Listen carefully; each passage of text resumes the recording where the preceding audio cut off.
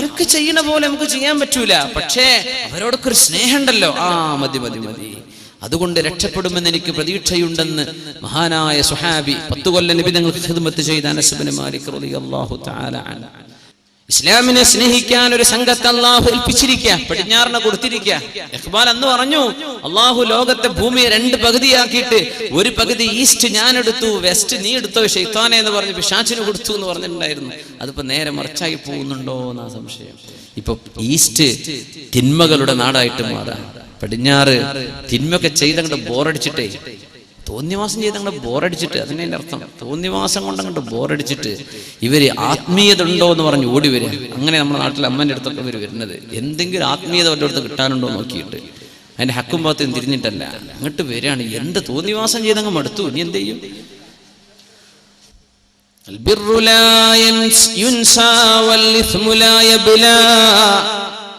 والديان لا ينام يعمل كما شئت كما تدين تدان. നീ ചെയ്യുന്ന നന്മ മറന്നു പോകുന്നില്ല, നീ ചെയ്യുന്ന തിന്മയും മായ്ക്കപ്പെടുന്നില്ല. അല്ലാഹു ഉറങ്ങുകയല്ല, നീ വേണ്ട പോലെ ജീവിച്ചോ, നീ എന്താണോ ചെയ്യുന്നത് അതാണ് നിന്നോട് ചെയ്യപ്പെടാൻ പോകുന്നത്. എന്തൊരു ഭയങ്കരമായ ഹദീസ്. അല്ലാഹുവേ, ഈ തിന്മയുടെ കുത്തൊഴുക്കിനുള്ളിൽ നിന്നുകൊണ്ട് ദുആ ചെയ്യുന്നു, റബ്ബനാ അല്ലാഹുവേ ഹബ് ലനാ മിൻ അസ്വാജിനാ, ഞങ്ങളുടെ മക്കളിലും ഞങ്ങളുടെ ഭാര്യയിലും, വദുർരിയാതിനാ, ഞങ്ങളുടെ മക്കളിലും ഞങ്ങളുടെ ഇണകളിലും നീ തരേണമേ, ഖുർറത അയുനിൻ, കണ്ണിന്റെ കുളിർമ തരേണമേ, വജഅൽനാ ലിൽ മുത്തഖീന ഇമാമാ, മുത്തഖീങ്ങൾക്ക് മുമ്പിൽ നിൽക്കാൻ പറ്റുന്നവരാക്കി ഞങ്ങളെ മാറ്റി തരേണമേ. ഇത് ദുആ ചെയ്യുന്നവർ വഇബാദുർ റഹ്മാൻ, കാരുണ്യവാന്റെ അടിമകളിൽ പെട്ടവരാണെന്ന് അല്ലാഹു സൂറത്തുൽ ഫുർഖാനിന്റെ അവസാന ഭാഗം വിശദീകരിക്കുന്ന അല്ലാഹു പറയുന്ന വളരെ വ്യക്തമായ ഗുണങ്ങൾ. ഈ ദുആ പഠിച്ചു വെക്കണം മുഅ്മിനേ. ഇന്നത്തെ നിങ്ങൾ ഒന്നും പഠിച്ചിട്ടില്ല എന്ന് വിചാരിക്കും, ഈ ദുആ എങ്കിലും പഠിച്ചു വെക്കുക. ഇത് ചോദിച്ചു വാങ്ങ്. എന്തേ? ജീവിക്കുന്ന ലോകം അതാണ്. തിന്മയുടെ അതിപ്രസരത്തിനുള്ളിൽ, തിന്മയുടെ കൂമ്പാരത്തിനുള്ളിലൂടെയാണ് നടക്കുന്നത്. എവിടെയും തിന്മ, വേണ്ടാത്തരം പറയുന്ന മനുഷ്യന്മാരെ കിട്ടുന്നുള്ളൂ.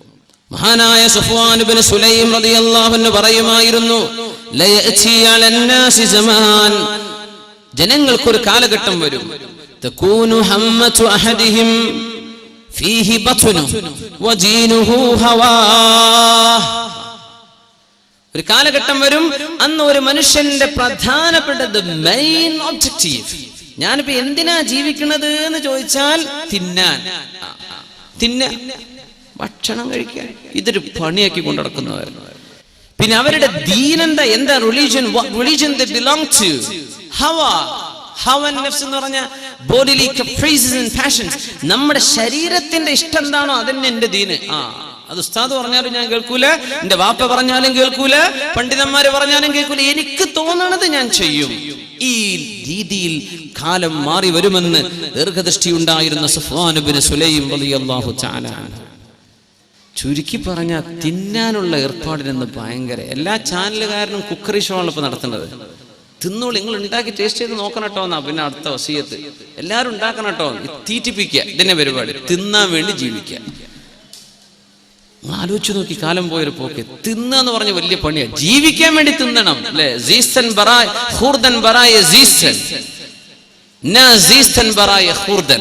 പേർഷ്യൻ അർത്ഥവാക്യം അങ്ങനെ, ജീവിക്കാൻ വേണ്ടി തിന്നണം, തിന്നാൻ വേണ്ടി ജീവിക്കുകയാണ്.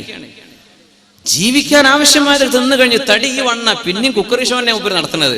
സുബ്ഹാൻ, എന്തെങ്കിലും അർത്ഥം? ഞാൻ ജീവിക്കണം ഇതിന് തന്നെയാണ്, തിന്നാൻ വേണ്ടി നടക്കുക. ആകെ പണി അതാ. പിന്നെ ഹദീസല്ലേ, സുഫ്വാൻ ഇബ്നു സുലൈം എന്ന മഹാനായ താബിഈ, മഹാനപ്പെട്ടവർ പറയാം, അവന്റെ ദീൻ എന്ന് പറയുന്നത് ഹവാ, എന്റെ ശരീരത്തിന് ഇഷ്ടം എന്താണോ അതന്നെ. അത് തെളിച്ചിട്ട് പറഞ്ഞാൽ എന്റെ ഇഷ്ടം ഞാൻ ചെയ്യും. ഇതാണ് ഇപ്പൊ മക്കൾ പറയണ വാക്ക്. പ്ലസ് ടു എത്തിയ കുട്ടികളോട് ഉമ്മാർക്ക് സംസാരിക്കാൻ പേടിയാണ്. മോളെ അത് ചെയ്യല്ലേ എന്ന് പറയാൻ ഉമ്മാക്ക് പേടി, വാപ്പാക്ക് പേടി. പ്ലസ് ടു എത്തിയ മകനോട് സംസാരിക്കാൻ വാപ്പാക്ക് പേടി. പിന്നെ എന്തിനാ വാപ്പ അമ്മ എന്ന് പറഞ്ഞ് ഉപ്പാട്ടിരിക്കണത്? അവരോട് പറയാൻ പേടി. നിങ്ങൾ ആരെങ്കിലും ഒന്ന് പറഞ്ഞേക്കണം കേട്ടോ എന്റെ കുട്ടിയോട്. ആരായി കുഞ്ഞിനെ പ്രസവിച്ചത്? ആരായി കുഞ്ഞിനെ വളർത്തിയത്? അവര് പറഞ്ഞാൽ കേൾക്കുന്നില്ലേ? പിന്നെ ഇത് മക്കളാണോ? ഇത് മക്കളെ വിരൽമ പിടിക്കാൻ പറ്റുന്ന കാലത്ത് കിട്ടണം എന്നാണ്. വിരലിൽ പിടിക്കാൻ പറ്റുന്ന ഒരു കാലുണ്ട് മക്കൾക്ക്. വിരലിന് പിടിച്ചാൽ കിട്ടുന്ന കാലം ഈ പ്രായത്തിൽ നമുക്ക് കിട്ടിയിട്ടില്ലേ, പിന്നെ ഓല കിട്ടൂല. അന്ന് പറഞ്ഞ വരയിൽ നിർത്താൻ അവരെ മാതാപിതാക്കളെ കൊണ്ട് കഴിഞ്ഞിട്ടില്ലേ, പിന്നെ ഈ മക്കളൊക്കെ കയ്യിൽ നിന്ന് ചാടി പോകും. എന്റെ ഇഷ്ടതാണ്, എന്റെ ഇഷ്ടം ഞാൻ ചെയ്യാൻ. ഇതല്ലേ യുവതലമുറ എന്ന് പറഞ്ഞാൽ എന്റെ ഇഷ്ടം. എന്തിപ്പോ കള്ളുടിക്കാൻ തോന്നുന്നുണ്ട്, എന്നാ കള്ളുടി. ഇപ്പൊ തോന്നണത് വ്യഭിചരിക്കാൻ, എന്നാ പോവാ നമ്മൾ ബൈക്ക് എടുത്തിട്ട് അത് എവിടെയുള്ളത് പോവാ. ഇപ്പൊ തോന്നണത് നമ്മൾ ആ പുതിയ ഫിലിം അതും ഒന്ന് കാണാം. ഇപ്പൊ തോന്നണത് നമ്മള് ബേക്കൽ ഫോർട്ട് പോയിട്ട് അവിടെ പോയി ഇരുന്നിട്ട് കുപ്പിയൊക്കെ ഒന്ന് പൊട്ടിക്കുക. എന്നാ പിന്നെ അത് ചെയ്യാ. എന്താ തോന്നണത് അത് ചെയ്യാ. അപ്പൊ പിന്നെ വണ്ടി റെഡി, ബൈക്ക് റെഡി, പൈസ റെഡി, എല്ലാം റെഡി. അപ്പൊ എന്താ ഇവന്റെ ദീൻ? ആര് പറഞ്ഞത് അപ്പൊ കേൾക്കണത്? ആര് പറഞ്ഞത് കേട്ടു? ശരീരം പറയുന്നത്. ഇതിനാണ് ഹവ എന്ന് അറബിയിൽ പറയാം. وَأَمَّا مَنْ خَافَ مَقَامَ رَبِّهِ وَنَهَى النَّفْسَ عَنِ الْهَوَى فَإِنَّ الْجَنَّةَ هِيَ الْمَأْوَى. ഇതൊരു മനോഹരം. وَأَمَّا مَنْ ഏതൊരുത്തനാണോ ഖാഫ മഖാമ റബ്ബിഹി അല്ലാഹുവിന്റെ മുമ്പിൽ പോയി എഴുന്നേറ്റ് നിൽക്കേണ്ടി വരുമോ എന്ന് ഓർത്ത് പേടിക്കുകയും നാളെ അല്ലാഹുവിന്റെ അടുത്ത് എത്തൂലേ. വനഹൻ നഫ്സ അനിൽ ഹവാ ശരീരത്തിന്റെ ഇഷ്ടങ്ങളൊക്കെ ഉണ്ടായിരുന്നു, അതെല്ലാം മാറ്റിവെക്കുകയും ചെയ്തവർ. ശരീരത്തിന് കുറെ ആഗ്രഹങ്ങൾ ഉണ്ടായിരുന്നു, അതൊന്നും വേണ്ട എന്ന് പറഞ്ഞ് മാറ്റിവെച്ചവർ, അല്ലാഹുവിനെ ഓർത്തവർ. ഫഇന്നൽ ജന്നത ഹിയൽ മഅവാ അവർക്ക് പോകാനുള്ള സ്ഥലം സ്വർഗമാണ് എന്ന് പരിശുദ്ധ ഖുർആൻ. അല്ലാഹു സുബ്ഹാനഹു വ തആല നമ്മെ അങ്ങോട്ട് എത്തിക്കുമാറാകട്ടെ. എന്താണ് ഇഷ്ടം അത് ചെയ്യുക, അതല്ല ചെയ്യേണ്ടത്. ശരീരത്തിന് കുറെ ഇഷ്ടങ്ങളുണ്ട്. ഇപ്പൊ നമ്മള് പുതിയ ജനറേഷൻ, നമ്മുടെ പുതിയ തലമുറകളൊക്കെ അങ്ങനെയാ. ഞാൻ പഠിപ്പിക്കുന്ന എന്റെ ജോലി അധ്യാപനമാണ്, സ്കൂളിൽ പഠിപ്പിക്കുക. കുട്ടികളൊക്കെ പുതിയ ജനറേഷന്റെ തിങ്കിങ്, അവരെന്താ പറയാ, ആകെ ചോദിക്കുന്നത് ഉമ്മി ബാപ്പി ചോദിക്കണത്, are you happy? Ya I am happy. Are you safe? Yes I am safe. Is it your decision? Yes I did it. Ya I chose it. Alright, up to. എന്നാ പിന്നെ ആയിക്കോട്ടെ. ഇത് നിനക്ക് ഇഷ്ടായോ? അല്ലേ? നീ സുരക്ഷിതനാണോ, സുരക്ഷിതയാണോ? ഇത് നിന്റെ ഇഷ്ടമാണോ? എന്റെ ഇഷ്ടം. എന്നാ പിന്നെ ആയിക്കോട്ടെ. ഇത് വാപ്പാര് പറഞ്ഞു കൊടുക്കുന്നത്. ചെയ്യുന്ന പണി അള്ളാഹുവിന് ഇഷ്ടമായോ, ഇത് ചിന്തിക്കണില്ല. തടിക്ക് എന്തെല്ലാം ഇഷ്ടമുണ്ട്. നമുക്ക് പോയി ഇരിക്കുന്ന ആൾക്കാരൊക്കെ എന്തൊരു മട്ടത്തിലുള്ള കൈയൊക്കെ ഇങ്ങനെ എന്തൊരു അന്തസ്സിലായിരിക്കണത്. ആർക്കും അവിടെ ആഗ്രഹം, അടുത്തിരിക്കുന്ന ആൾക്ക് 3-2 അടി കൊടുക്കാൻ ആഗ്രഹമില്ലാത്തവരാരാ? നമ്മൾ അടിക്കുന്നുണ്ടോ? ഇല്ല. എന്തുകൊണ്ട് അടിക്കണില്ല? കൈയൊക്കെ ഒന്ന് നീട്ടാൻ ഊര് വലിയുമ്പോ മറ്റവന്റെ മുഖത്തേക്കൊന്ന് ഇടിക്കാനൊക്കെ ആഗ്രഹമില്ലേ? എന്തിപ്പോ ചെയ്യാത്തത്? നടക്കൂല. അള്ളാന്റെ അടുത്ത് നടക്കാത്ത കുറച്ച് കാര്യങ്ങളുണ്ടല്ലോ, അതെന്തേ മനസ്സിലാക്കാത്തത്? ഇത്രയുള്ള വിഷയം. തടിനെ നീ കൺട്രോൾ ചെയ്യുന്നുണ്ടല്ലോ, അല്ലേ? നല്ലൊരു സഭയിലാവുമ്പോൾ നീ എന്തൊരു നല്ല ആളാണ്.